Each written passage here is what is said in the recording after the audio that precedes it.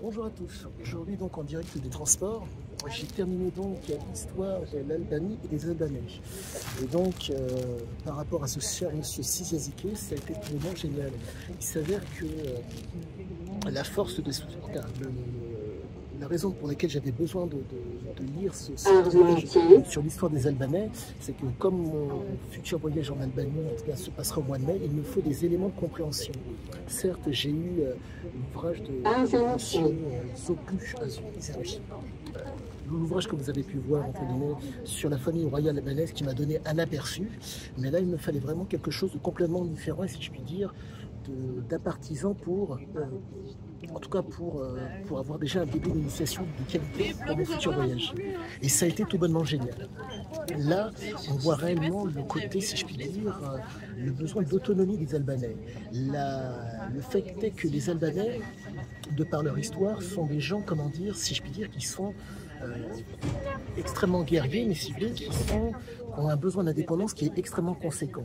Vous avez à peu de choses près 3 religions là-bas, les 3 religions monothéistes plus 4, pardonnez-moi, 4 spécificités entre guillemets religieuses. Vous avez donc les orthodoxes, vous avez donc les catholiques, vous avez les musulmans sunnites et chiites, et les juifs. Et au-delà de ça, ils arrivent à vivre, si je puis dire, en bonne entente en Albanie.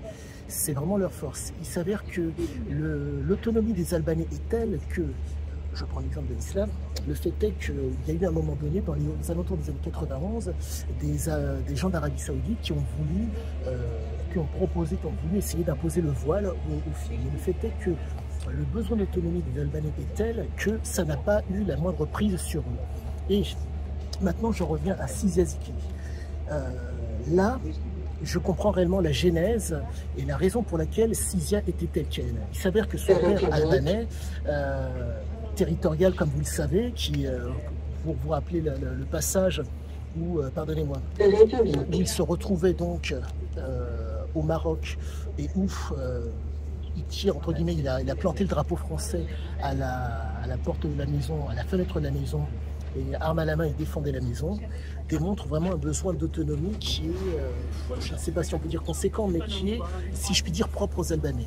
Et c'est vraiment passionnant parce que ceci explique cela.